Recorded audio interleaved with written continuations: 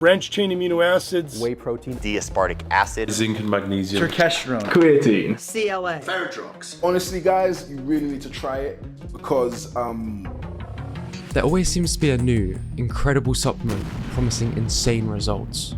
But if you look a little closer, there's something very off with the industry. I saw corners being cut. I saw supplements being spiked, consumers being lied to, consumers being drugged, consumers literally being killed. If this is true, how are so many of these supplements still on shelves? And how could such an evil industry be worth over $70 billion? Do you believe there's a magic weight loss cure out there? has scientists saying they found the magic weight loss cure for every body type. This miracle pill can burn fat fast. The #1 miracle in a bottle. The word, if you're... So was what this guy's saying true? And what exactly was he going on about? Turns out it involves meth. The supplement industry has a side much worse than I realised, and how deep this problem goes is quite concerning.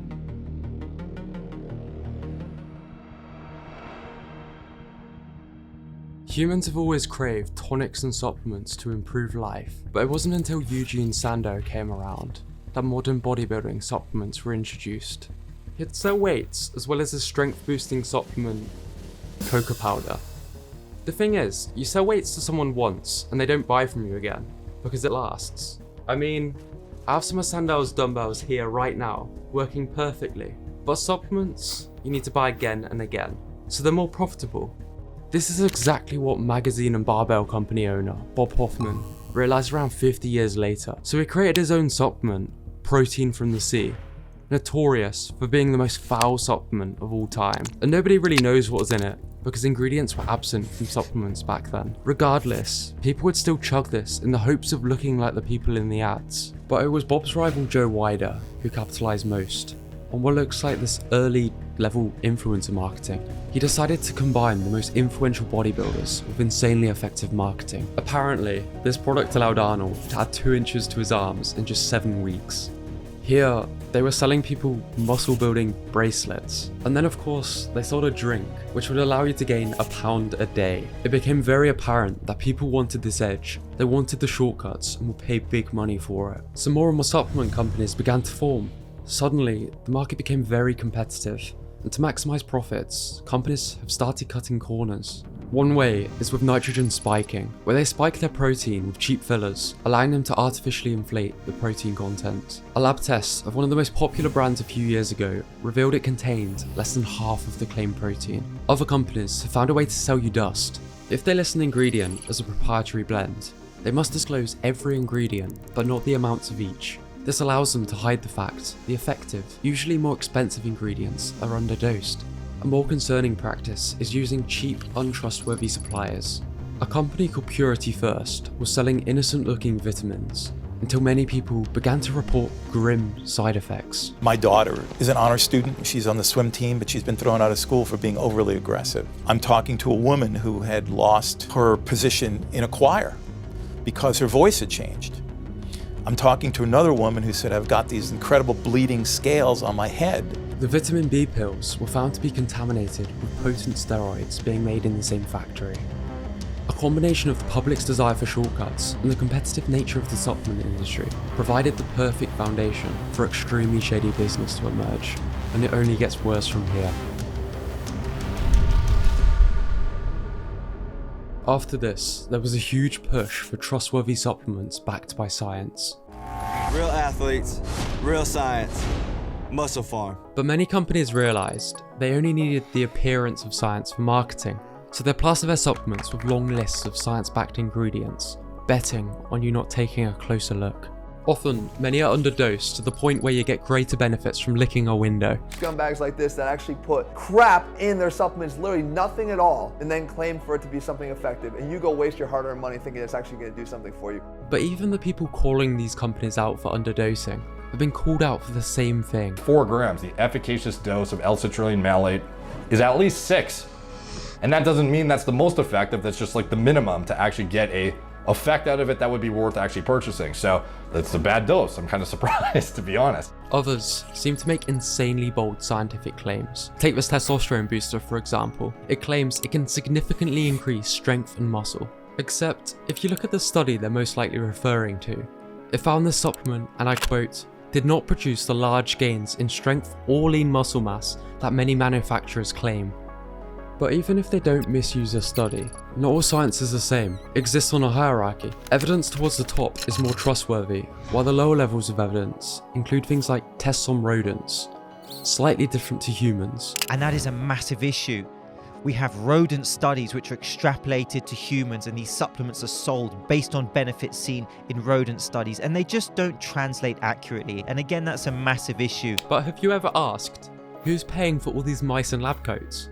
Often, it's the very companies selling the supplements. Some, not all, of these companies require a contract be signed by the researchers to say that, hey, whether or not you publish this research is our call. Meaning, if the researchers find the supplement sucks, the supplement company can legally demand the results to be shredded up, so we never realise the supplement's worthless, and then only the studies which support the supplement get published. 60% of the time, it works every time. That doesn't make sense. Unfortunately, people are easy to deceive with the appearance of science. Many supplements are simply tragic, even before influencers are used. Influencer marketing has been crucial to the rise of supplements. You only need to look back at Sando. I mean, he had people chugging his chocolate powder in the hopes of gaining strength and muscle. What made Joe 𝐿𝐼𝐻 a very wealthy man was his early leverage of influencer marketing. He made a fortune selling things like this dodgy looking string in a box and flab fighters, simply because it was used by the handsomest men and women to stay fit and slim. And this is still going on. That is the marketing right there, the fitness celebrity and the supplements next to them, with the implication that those products there will move you towards looking like that person. This is anecdote, not evidence for a supplement working. The sad thing is, it seems like the endorsement of influencers is all that's needed, and the actual quality of the product often doesn't matter. In the first week of taking GF9, my energy came back. Then the muscle, then my clothes started fitting better. And look, Shack Pack, baby. Usually, it's not the best, but the companies with the highest profit margins who can afford to pay the most influential people. It's rumoured Herbalife paid Ronaldo over $10 million to endorse their supplements. But when most smaller scale influencers are paid on a commission basis, meaning the more they sell, the more they make, is it really a shock that some may promote things they don't believe in? Or overstate the importance of supplements and attribute how they look to the supplements? I've seen sponsorships done well, but this seems to be a rarity. As a result of influencer marketing, the very fact supplements are supplements has been destroyed. You only need to scroll social media to see this. Right now, as we speak, somewhere out there is a bodybuilding newbie being convinced by a supplement store salesman to spend $40 on watermelon flavored BCAAs that he really doesn't need. It's very sad. Unfortunately, many influencers end up becoming nothing but a mouthpiece to misleading supplement companies, amplifying the awful science of marketing to beginners. But what about all the amazing reviews? Maybe you've taken a controversial supplement in the past and achieved great results. What's probably going on there? If you want to scam people, supplements are the perfect cover, largely due to the placebo effect. A placebo is something which shouldn't work, but due to the power of suggestion and because of the strength of our belief, does. And the more you believe a sham supplement works, the more likely it is to have an effect. A study looking at this gave national level weightlifters a fast-acting steroid 5 minutes before training. And guess what? It allowed them to increase their lifts in the gym by up to 15 kilograms. After this, 5 were told the truth. That it was actually a placebo. The other 6 still believed they were taking steroids. And everyone who was told the truth about the placebo experienced a decrease in performance, whereas most of the others maintained or improved their already elevated performance. They were able to make incredible progress from just believing the pills worked. The placebo effect is a real thing which we're all susceptible to. It's what keeps most supplements on shelves, and it's why so many which have been scientifically debunked have unbelievably good reviews. Many companies rely on this, keeping people dependent on supplements which are proven to be known placebos at best, so they can continue harvesting your money with marketing and anecdote. Please Do not underestimate the power of suggestion, especially when studies come out to say, for example, like some supplement doesn't work and then people go, oh, but I really felt something on it. No shit. But what if that supplement is the next big thing? 9 out of 10 times, supplements would turn out to be fads, but I always had this feeling of leaving progress on the table, and ended up buying many. But time and time again, as more research was done, they were almost all proven to be nothing but hype. But it wasn't after being proven wrong again and again that completely changed things for me. It was after learning what the experts suggested. These people train some of the best natural athletes in the world who want to maximize results, and yet they all seem to be saying the same thing. Supplements just aren't that important.